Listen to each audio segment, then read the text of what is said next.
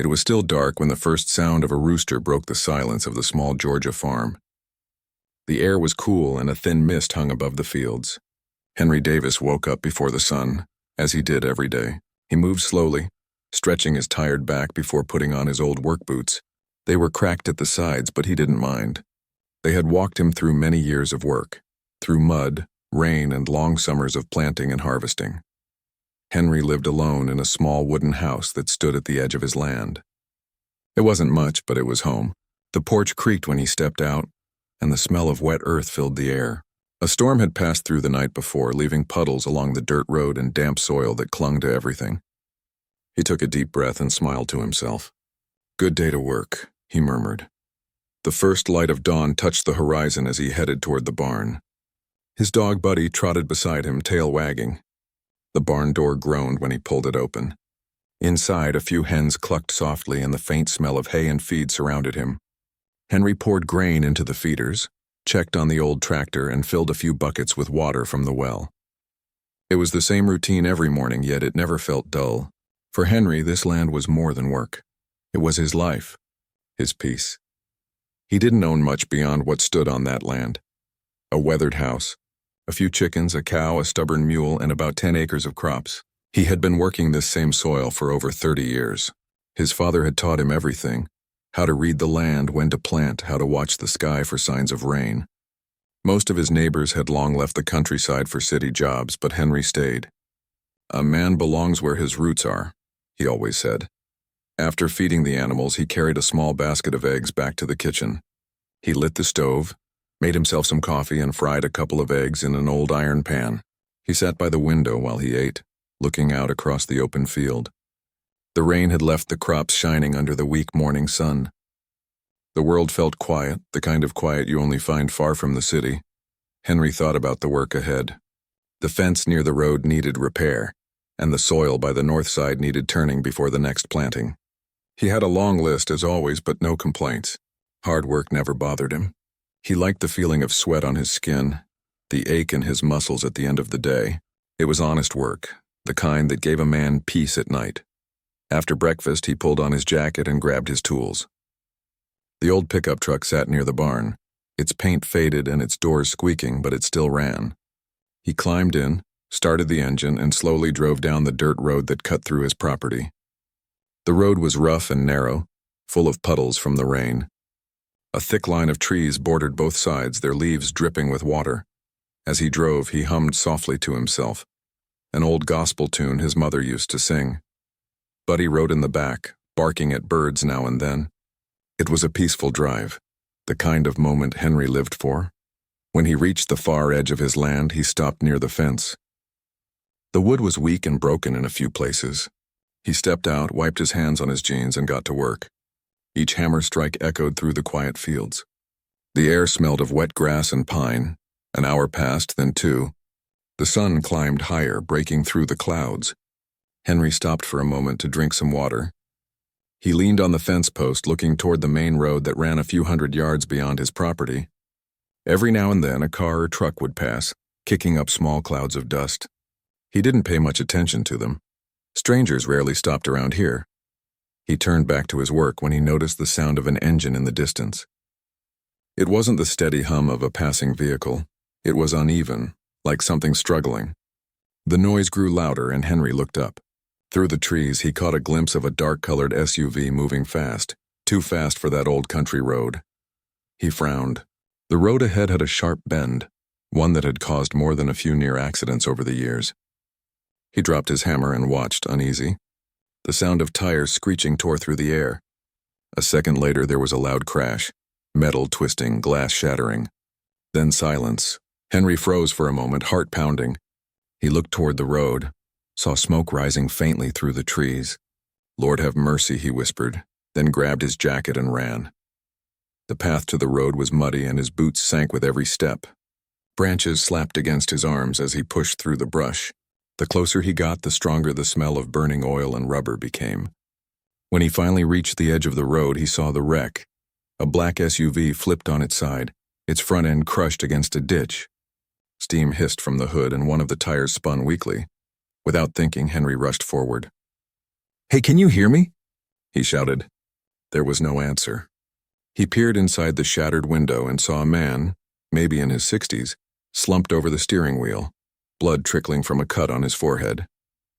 His white shirt was torn, and the seatbelt held him tightly in place. Henry tried the door, but it was jammed. He ran back to his truck and grabbed a crowbar from the toolbox, then hurried back. The rain from last night had made everything slippery, and his hands shook as he wedged the bar between the door and the frame. With a loud creak, the door gave way just enough for him to pull it open. "Hang on, sir," Henry said, his voice steady, though his heart raced. "I'm gonna get you out." The man groaned but didn't speak. Henry unbuckled the seatbelt and carefully pulled him free. The man was heavy, and Henry strained to lift him, but he managed to drag him a few feet away from the wreck. Just as he did, the hood of the SUV burst into small flames. Henry quickly laid the man down on the grass, far enough from the vehicle, and ran back to grab the man's briefcase and phone before the fire spread. When he returned, the man's eyes were half open. His voice was weak.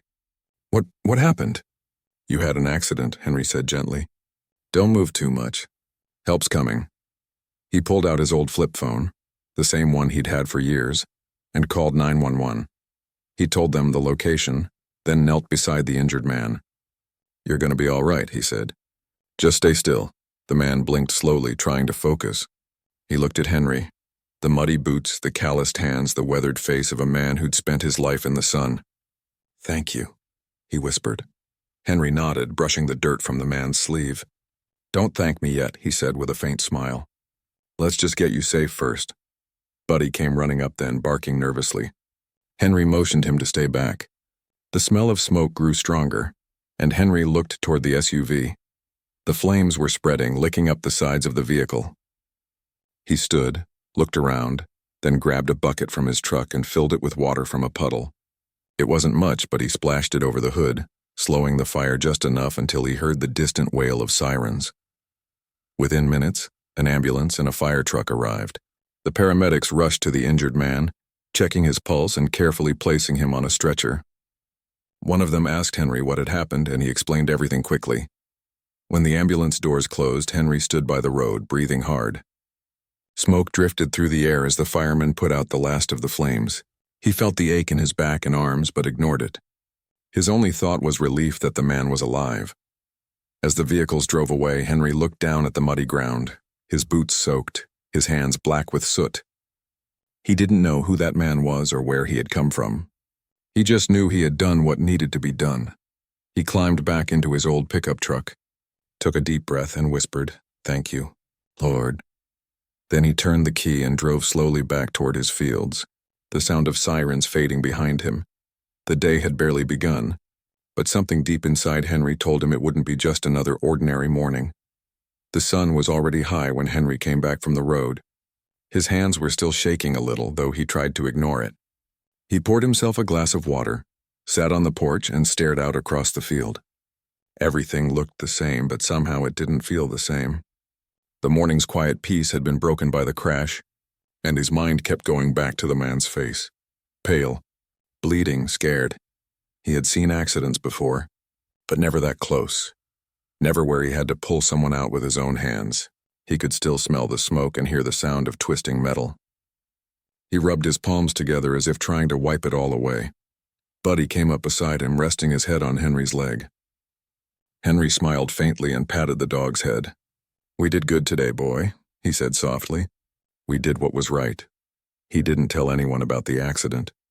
Not that morning, not later that evening. Out here, news spread fast enough without him saying a word.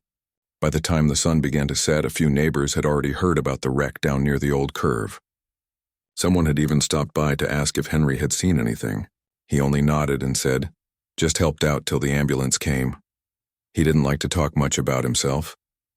That night he ate a simple dinner, beans and cornbread, and went to bed early. But sleep didn't come easy. Every time he closed his eyes, he saw the man's face again. The blood on his forehead, the way he whispered, "Thank you," before passing out. Henry kept wondering if the man was all right. The hospital was 30 miles away. He thought about calling but didn't even know the man's name. Morning came again, and with it another day of work. The sky was clear and the air smelled of wet earth and pine. Henry went about his chores as usual, feeding the animals, checking the fences, trimming branches that had fallen after the storm. He worked quietly, but his thoughts drifted often. Around noon, he drove to town to pick up some feed. At the small general store, people were talking about the accident. Heard some big city fellow crashed his fancy car near Miller's Bend, one man said near the counter. Reckon he's lucky someone was around. Henry just listened as he paid for his supplies. He didn't say that he was the one who helped. He didn't see the need. In his mind, it was just something anyone should have done. A few days passed before anything more happened. Henry had almost put the memory behind him when, one afternoon, he saw a black car pull slowly into his driveway. It wasn't a police car or anything official looking, just a nice sedan, the kind you didn't see much around his area. Buddy barked as the car came to a stop. Henry wiped his hands on his jeans and stepped off the porch. A man in a gray suit got out of the driver's seat. He looked young, maybe in his 30s, with a serious face. "Mr. Davis?" the man asked. "Yes, sir. That's me." "My name's Michael," the man said, extending his hand. "I work for Mr. Richard Thompson. He asked me to come find you." Henry looked confused. "Who's that?" "The man you helped last week," Michael said. "The one in the car accident." Henry's eyebrows lifted a little. "Oh, how's he doing?" "He's stable now," the man replied with a smile. "You saved his life. He wanted to thank you in person." Henry shook his head. "Ain't no need for all that. I just did what anybody would have done." Michael smiled politely. "He insists, sir. He's actually on his way here." Before Henry could say anything, another car turned onto the dirt path, this one bigger and shinier. It came to a stop beside the first car, and a tall man stepped out. Henry recognized him right away, even without the bandage on his forehead. It was the man from the crash. He looked a little pale, but much stronger now. He wore a simple white shirt and dark slacks, but everything about him, his watch, his shoes, his posture, said he wasn't just some regular man. He walked up to Henry with a warm smile. "Mr. Davis?" Henry nodded. "That's me. Glad to see you up and walking." The man extended his hand. "I'm Richard Thompson. You saved my life." Henry shook his hand, his rough fingers gripping the man's soft palm. "I just did what needed doing. Anybody would have done the same." Richard looked around the farm, the small house, the old barn, the fields stretching behind them. "It's a beautiful place you have here," he said. Henry chuckled. "It's small, but it's mine. That's enough." Richard smiled faintly. "When I woke up in the hospital, they told me a local farmer pulled me from the wreck, said you didn't wait for thanks or money, just left once help came. That's rare these days." Henry shrugged. "Didn't think much of it. You were hurt, that's all I saw." They stood quietly for a moment. The wind rustled through the trees, and a few chickens clucked near the barn. Richard cleared his throat. "Well, Mr. Davis, I wanted to come in person to thank you properly. You saved me. If it weren't for you, I wouldn't be standing here." Henry nodded slowly. "I'm just glad you're all right." Richard's driver, Michael, opened the car door and took out a small envelope. He handed it to Richard, who held it out to Henry. "I'd like you to accept this," Richard said. "It's not nearly enough, but it's something to show my gratitude." Henry looked at the envelope but didn't take it. "Sir, I don't want your money," he said softly. "You keep that." Richard blinked, a little surprised. "It's just a gift, nothing more." Henry shook his head. "I didn't do it for a reward. You were in trouble, and I was there. That's all." For a moment, Richard didn't speak. He just studied Henry's face, the calm honesty in his eyes, the quiet strength in his voice. Finally, he put the envelope back in his pocket. "You're a good man, Mr. Davis." Henry smiled. "Just a man trying to do right?" Richard nodded slowly. "May I sit with you for a bit?" "Of course," Henry said, motioning toward the porch. They sat side by side on the old wooden steps, watching the fields sway in the light breeze. Buddy lay down near their feet. Richard looked out across the land. "I grew up in the city," he said after a while. My world is full of meetings, screens, and noise. I've never had a place this quiet. It's peaceful. Henry nodded. Peace is something you make, not something you buy. Richard smiled at that. I suppose that's true. They talked for nearly an hour about life, work, and how different their worlds were. Henry told stories about the farm, the long summers and the storms that nearly took everything. Richard listened, fascinated. He had spent years surrounded by wealth and technology, but there was something grounding about sitting on that porch, listening to a man who found contentment in simple things. Before leaving, Richard stood and shook Henry's hand again. I hope we meet again soon, he said sincerely. You're welcome anytime, Henry replied. Though next time, let's make sure it ain't after no accident. Richard laughed softly. Deal. The cars drove off down the dirt road, leaving a trail of dust behind. Henry watched until they disappeared, then turned back to his fields. He felt a quiet satisfaction in his chest. Not pride, but peace. He hadn't needed money or thanks. Seeing that man alive and well was enough. Over the next few days, Henry went back to his usual work. But something about that visit stayed with him. It wasn't every day someone from another world came down that old dirt road just to say thank you. And though he didn't know it yet, that small act of kindness would change his life in ways he could never have imagined. That evening, as the sky turned gold and the crickets began to sing, Henry sat on the porch with Buddy at his feet. He watched the sun disappear behind the trees, thinking about how strange life could be, how one simple moment could bring two completely different people together. He smiled to himself and whispered, "Guess the Lord's got his own ways of crossing paths." Then he leaned back in his chair, closed his eyes, and listened to the sound of the wind moving gently through the fields, the same sound that had been there long before him and would remain long after. A few weeks had passed since the visit from Richard Thompson. Life on the farm had gone back to its slow, steady rhythm. The morning still began with the sound of roosters and the smell of wet grass. Henry still rose before sunrise, brewed his coffee, and started his day with quiet prayer before heading out to the fields. But something had changed in a small, unspoken way. Every so often, when he took a break from work and leaned on his shovel, his thoughts drifted back to that strange day when the shiny car pulled into his dirt driveway. He could still see the tall man in the clean white shirt, the city driver standing awkwardly on the muddy path trying to look comfortable in a place so far from his own world. Henry didn't expect to see him again. City people were always moving, too busy to remember the folks who helped them along the way. Still, something about Richard had felt different. There had been a quiet respect in his eyes, a kind of gratitude that didn't need big words.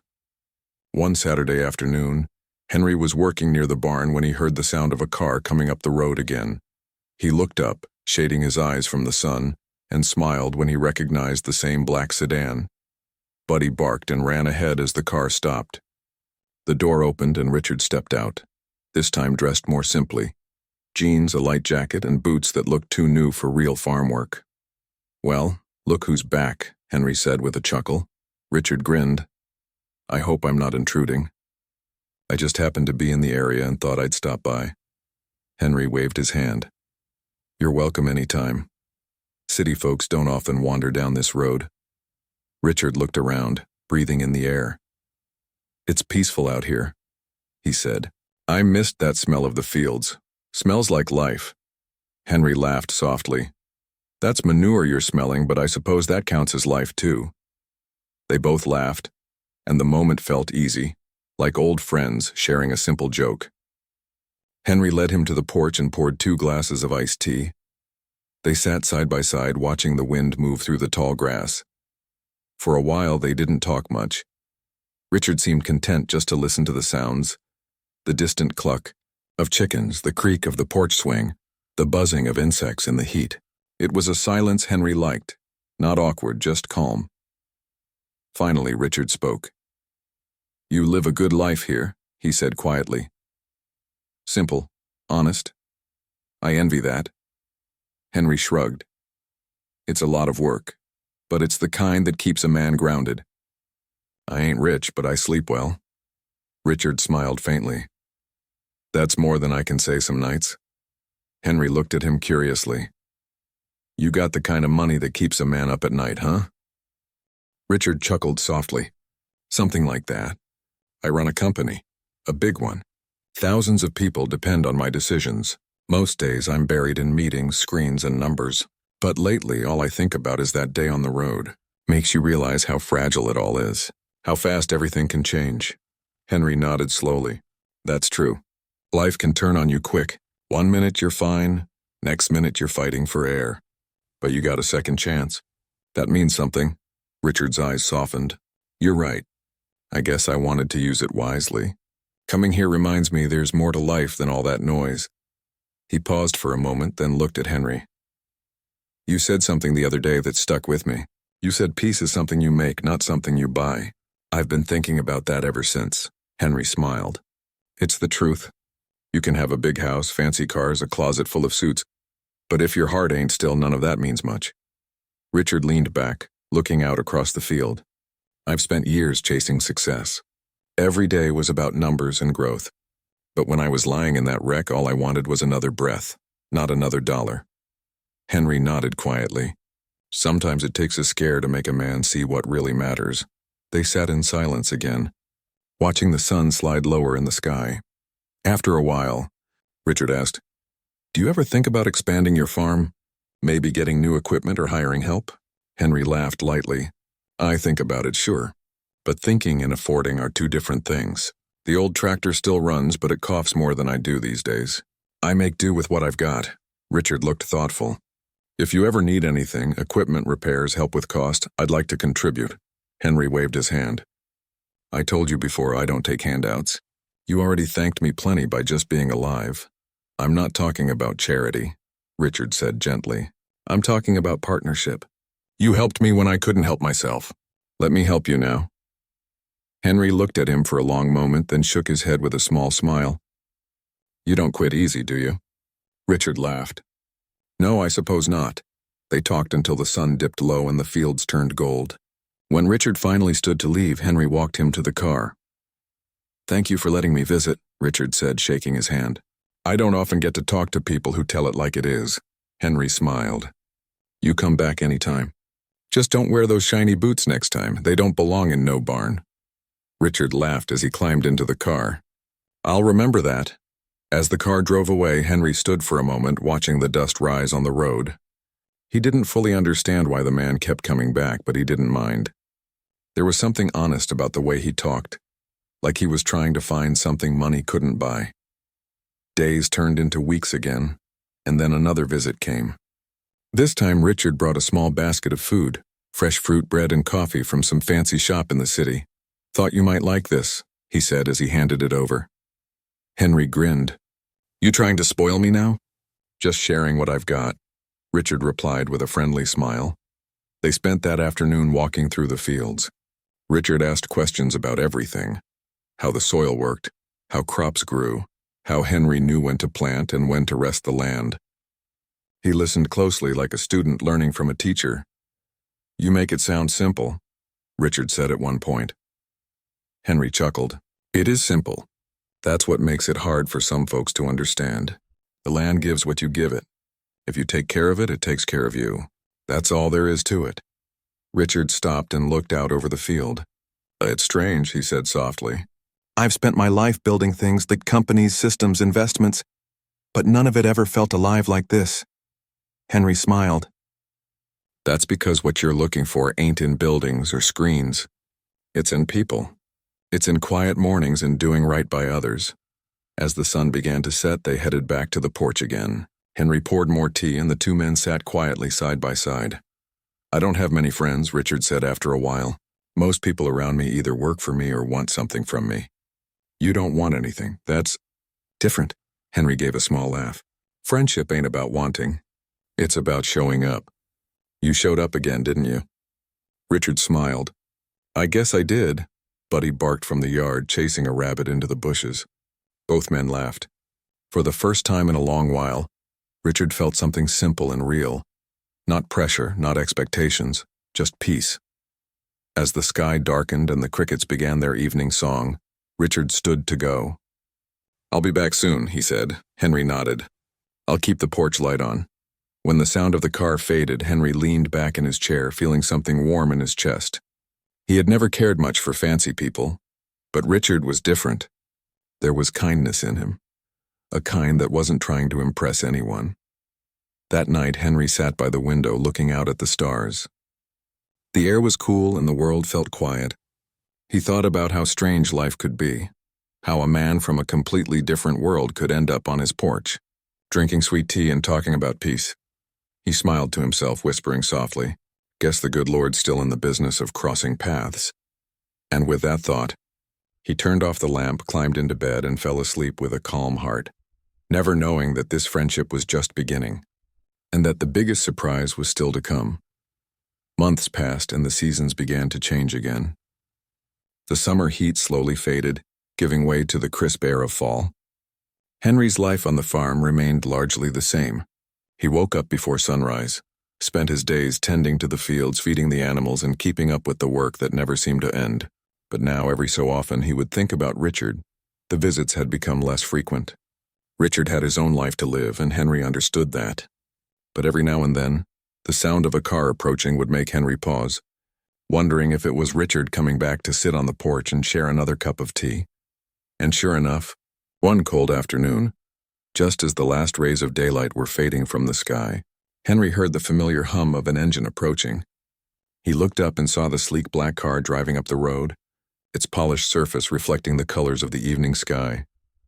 "Guess who's back?" Henry said softly to Buddy, who wagged his tail in excitement. Richard got out of the car and waved, smiling as he walked toward the porch. He was dressed in a heavy jacket this time, the cold weather clearly catching him off guard. His face looked different, though. There was a tiredness in his eyes that Henry hadn't seen before. "You look like you've been through the ringer," Henry said as Richard stepped onto the porch. Richard chuckled weakly. "I guess you could say that. Busy time at the company, a lot of pressure, and well, other things." He didn't elaborate, but Henry could tell something was bothering him. "Sit down," Henry said, motioning to the chair beside him. "You look like you could use a break." Richard sat down, taking off his jacket and setting it beside him. Buddy immediately trotted over to him and put his head on Richard's knee, seeking attention. Richard smiled, scratching the dog behind the ears. "I've been thinking a lot about what you said last time," Richard began, his voice softer than usual, "about how life's not about things or money. I've been chasing all of that for so long. And for what? I'm not sure I even know anymore." Henry didn't respond right away.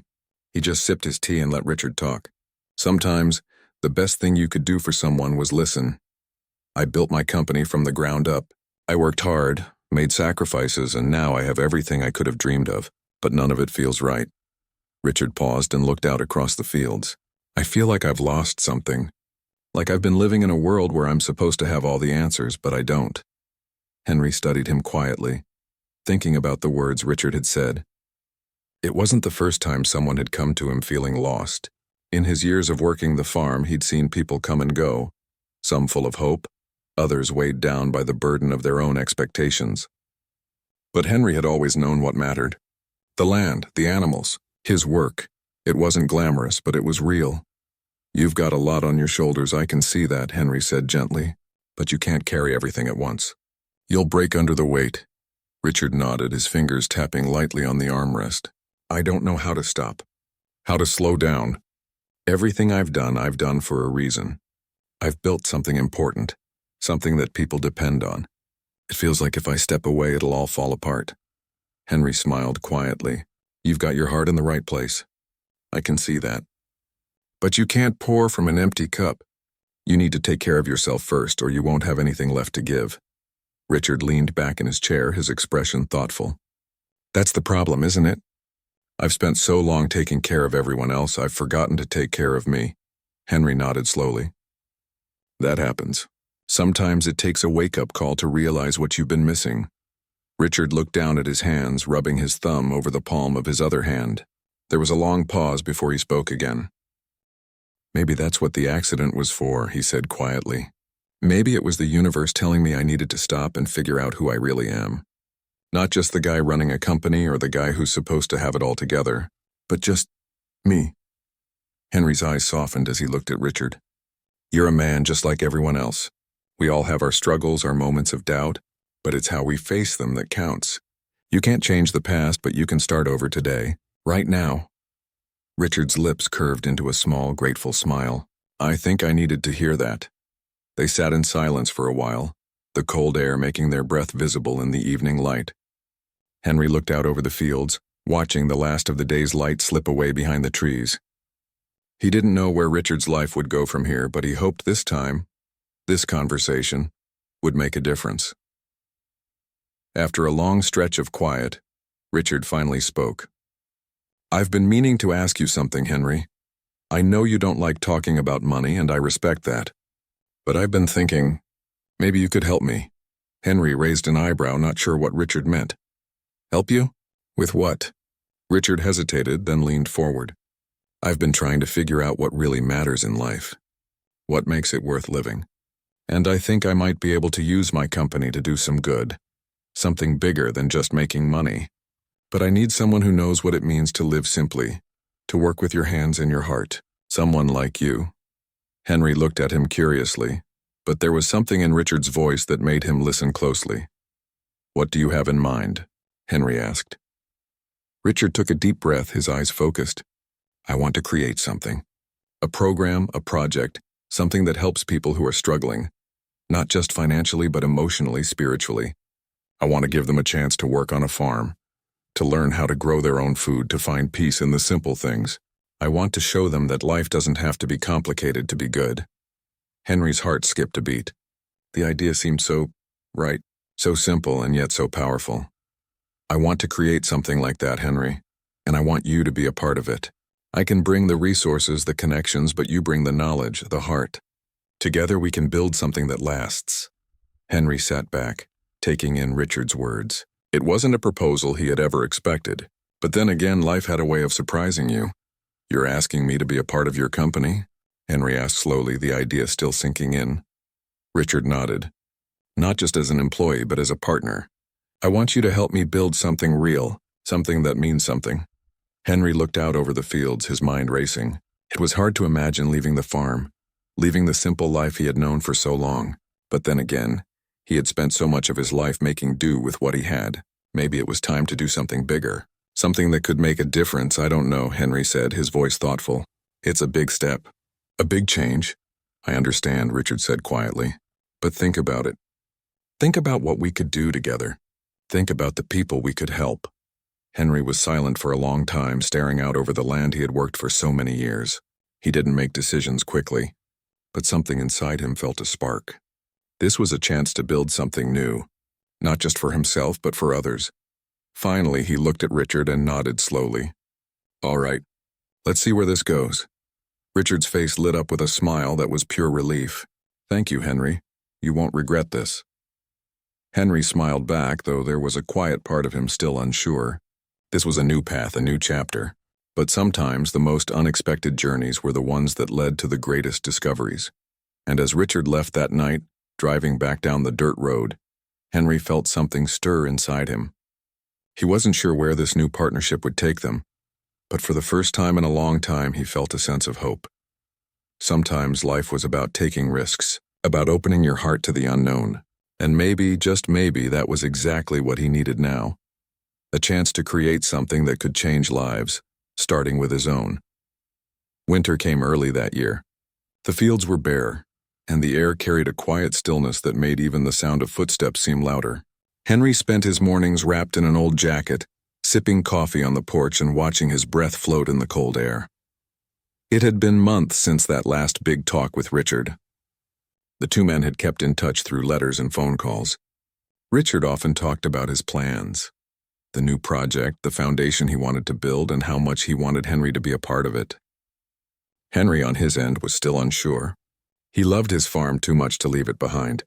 But he also couldn't ignore the feeling that maybe, just maybe, this was something bigger than himself. One frosty morning, as Henry was checking the fence line, he saw a car coming up the road. The sight of it made him smile before he even knew why. He wiped his hands on his jacket and waited as the familiar black car rolled to a stop near the gate. Out stepped Richard, wearing a thick coat and a wool scarf. He waved, his face bright despite the chill. "Morning, Henry." Henry smiled. "Morning yourself. You sure picked a cold day to visit," Richard laughed. "You know me by now. Can't stay away too long." They walked together toward the porch, their boots crunching on the frosty ground. Henry poured 2 cups of hot coffee, and they sat side by side, just as they had so many times before.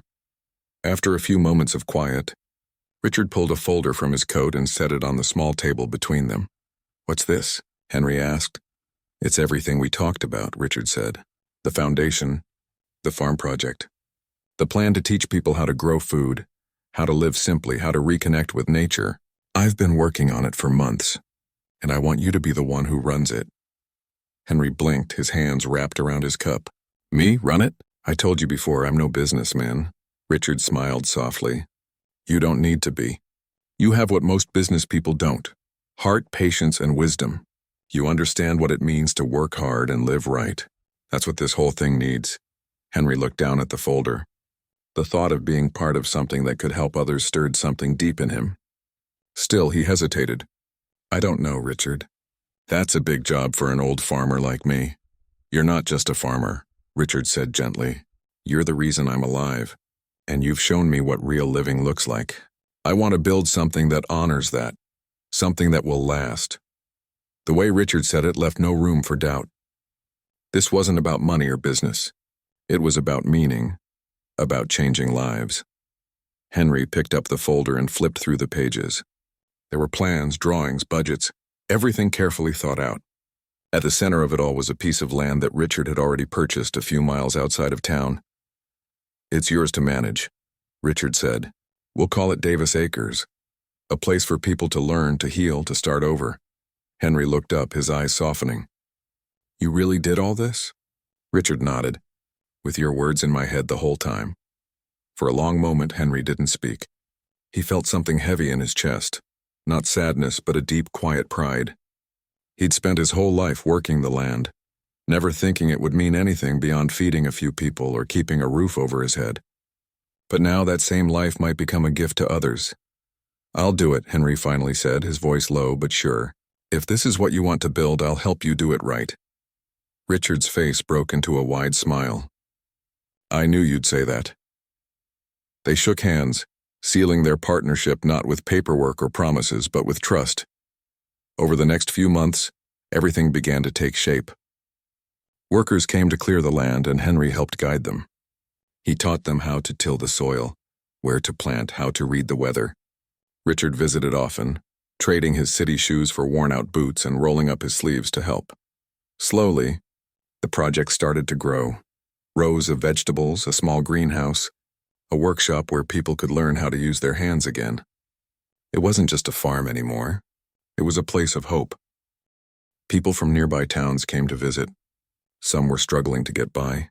Some just needed peace. Henry welcomed them all. He showed them how to work the soil, how to plant seeds, how to care for the land. And in return, they found something they hadn't realized they'd lost: a sense of purpose. Richard was often there too, though not as the boss. He didn't talk about money or companies or success. He just listened, worked, and learned. The man who had once been buried in meetings now spent his days learning how to drive a tractor, and his evenings sharing stories around a fire.